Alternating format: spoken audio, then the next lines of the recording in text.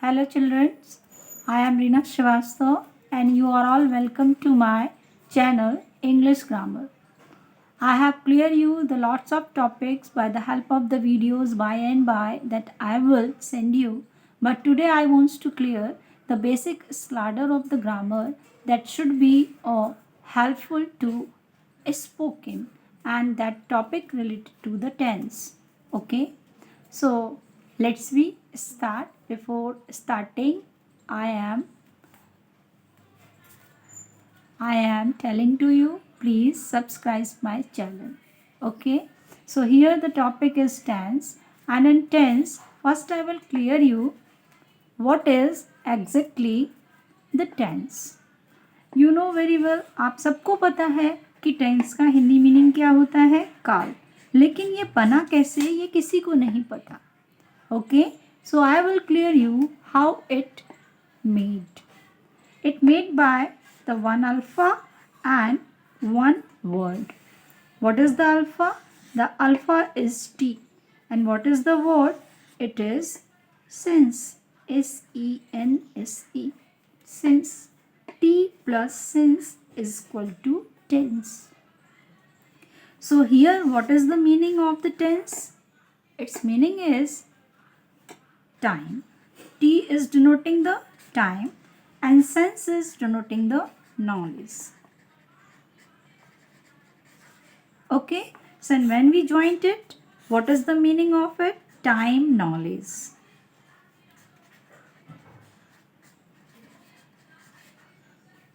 Clear? So tense means time, knowledge. It is the one basic part of a grammar that means time, knowledge. So any system or any kinds that should be acknowledged us about the time knowledge, it should be known as tense. Simpler. So, ऐसा कोई भी system जो हमें time के बारे में, समय के बारे में बतलाता है, that one is known as time knowledge, समय का ज्ञान. अब समय के बारे में अगर हम बात करें तो ये कितने काइंड्स के होते हैं. एक वो जिसको हम जी रहे हैं, we are live, are living a life, that one is known as our present. What is our present? जिसे हम अभी जी रहे हैं. Number 2, that we have left. Left means जिसे हमने छोड़ दिया. छोड़ना जैसा हम अगर मॉर्निंग में उठते हैं, ठीक है, फिर मॉर्निंग में उठते हैं तो मॉर्निंग के बाद हमारा जो टाइम ऑफ पीरियड स्टार्ट होता है, फिर नून का आता है, फिर गुड आफ्टरनून का आता है, फिर उसके बाद इवनिंग का आता है और लास्ट में नाइट और मिडनाइट का आता है. तो जैसे जैसे हम दिन में एक दिन की बात करें तो आगे बढ़ते जाते हैं, वैसे वैसे जो है वो टाइम हमारा लेफ्ट होता जाता है. मान लीजिए अगर हम टाइम ऑफ पीरियड है नून का, तो हमने मॉर्निंग को पीछे छोड़ दिया, तो ये हमारा नियरर पास्ट हो गया. तो उसमें जो घटनाएं हुई वो किस में गिनी जाएंगी? पास्ट में. ठीक. अब थर्ड जो होता है इसका बेसिक टेंस को, टाइम ऑफ नॉलेज को बताने वाला, वो होता है हमारा future. Future means coming, coming next. वो दो तरह से देखा जाता है, एक तो नियरर और दूसरा फार. नियरर मीन्स आने वाले समय में. समझ लीजिए अगर हमको 4 बजे कोई काम करना है और अभी हमारे पास टाइम है 1 घंटे का, आधे घंटे का या 25 मिनट का, तो अब अगर हम किसी से कह रहे हैं कि मैं 4 बजे चाय बनाऊंगी, तो इसका मतलब ये हुआ कि हम नियरर फ्यूचर की बात कर रहे हैं. क्लियर? किया नहीं है वो काम, लेकिन अभी कुछ देर में हम उसे करने वाले हैं. क्लियर? सेम लाइकवाइज कई बार हम कहते हैं कि हम बड़े होकर के डॉक्टर बनेंगे, तो ये हमारा क्या है? फार फ्यूचर है. Means when we are stable ourselves with the knowledge of that field, then one day we will definitely get this rank. That one is known as doctor, engineer, whatsoever. Clear? So basically the time of knowledge should be divided in a 3 period: present, past or a future. Present, what we live; past, what we left; and future, what will come. Clear? suppose we wants to clear it, so how we will clear? It's not possible if we don't know its form. अगर हम इसको clarify करना चाहते हैं तो हम कभी भी नहीं कर पाएंगे जब तक हमें पता ना हो कि ये तीनों टाइम ऑफ पीरियड में हम किस तरह की बातचीत करते हैं. So again, all the three basic kinds are divided in a form. How many forms? 4 forms. Number 1, simple. Number 1 form is simple. Number 2 form is continue. CONTINUOUS. Second form. Number 4th form is, third form is perfect. And number 4th form is perfect continuous. So generally you have seen a lots of video, you know very well by your learner or anyone, your tutor, कि how many forms of a tense, but how we have to create it, I will tell you. मैं आपको बताऊंगी कि ये 4 forms बने कैसे. Suppose we are talking about the simple form of a time knowledge. Whatsoever the time is running, present, past or a future. Okay, how? In simpler, we are discussing with the someone simpler manner.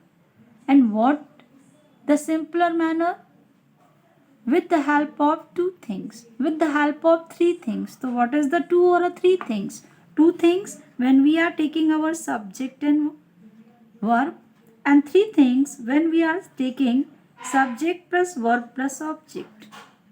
Subject, I and you are the subject.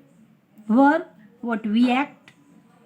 Verb क्या होती है? जो हम करते हैं. हम अगर watching the TV, we are running, we are talking, we are laughing, that are our mechanism, and mechanism should be count in a verb. कोई भी काम जो हम करते हैं, खाने का, पीने का, रोने का, हंसने का, देखने का, चलने का, ये सारी एक्टिविटीज़ जो हम करते हैं, ये सारी एक्टिविटीज़ किस में गिनी जाती है? मैकेनिज्म में. और उसको इंग्लिश ग्रामर में एक नाम दिया जाता है वर्ब का. सब्जेक्ट में आप भी हो सकते हैं, हम भी हो सकते हैं, कोई और भी हो सकता है, थर्ड पर्सन भी हो सकता है.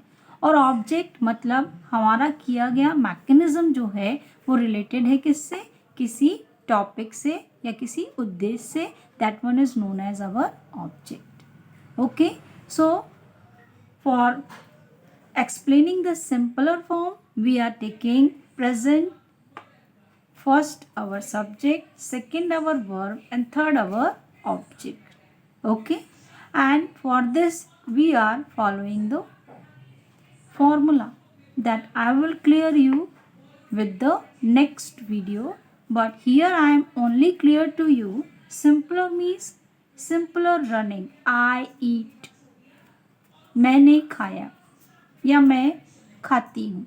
He eats, वह खाता है. Continuous means things or a work subject has taken in hand but not completed, it is running according to the time of period. मतलब ये हुआ कि सब्जेक्ट ने कोई किसी काम को उठाया, आपने या मैंने किसी काम को लिया, ठीक है, और उसको मैंने ख़त्म नहीं किया, लेकिन अब भी वो टाइम ऑफ पीरियड के अकॉर्डिंग चल रहा है, तो वो कंटिन्यूटी में हो जाता है. और जहाँ कंटिन्यूटी में कोई वर्क होने लगता है तो वो हमारे सेकेंड फॉर्म को डेवलप करता है, and that one is known as continuous. Clear? Suppose he eats, वह खाता है. अब मैंने इसको कन्वर्ट कर दिया.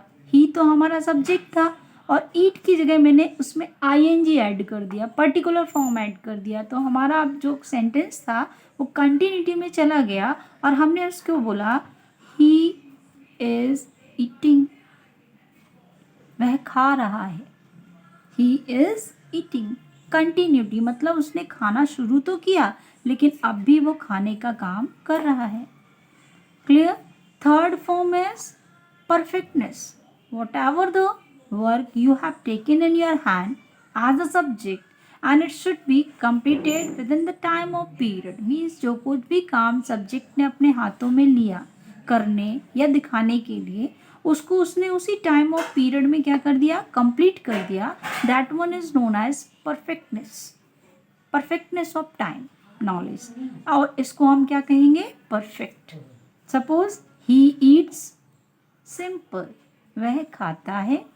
ही इज ईटिंग, वह खा रहा है.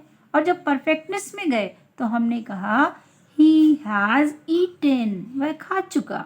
मतलब खाना शुरू भी किया और खाना उसका खत्म भी हो गया. Clear.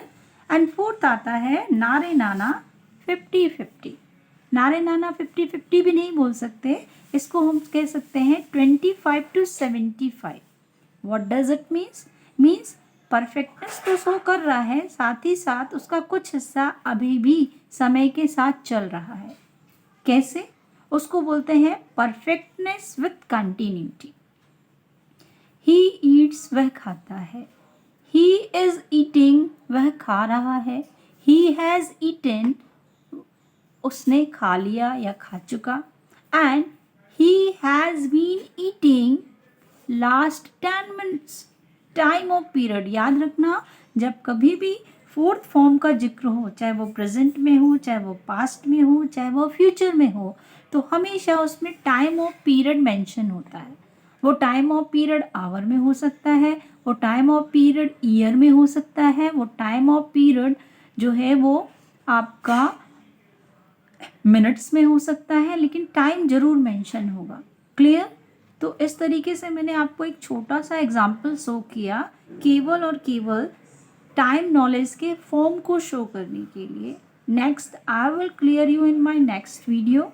Okay, before stopping it, I want to remind you. Okay, what we remind? Number 1, tense. What is tense? Time knowledge. How it come? With jointing the two things. Number 1 things is our alpha T, and number 2 things our word. That one is known as sense. Here the time is denoting, T is denoting the time, and sense is denoting the knowledge. यहाँ पर जो T alpha है वो time को explain कर रहा है, और सेंस जो है वो नॉलेज को, और दोनों मिलकर बनाते हैं टाइम नॉलेज. तो इस तरीके से टेंस का सिंपल मीनिंग हुआ time knowledge. A word that will acknowledge us about the time. Not acknowledging about the time, it one is known as tense. And how many basic types of tense? 3 we have seen in our practically. Number 1 present, what we live. Number 2 past, what we left. Number 3 future, what we will next to do. And for explaining betterly stepwise, we have divided it in a 4 forms. Number 1 forms is simple. Number 2 form is continuous. Number 3 forms is perfect. And number 4th is Nare Nana 25-75 means perfect with continuity in a time knowledge. Okay, thank you. Well done.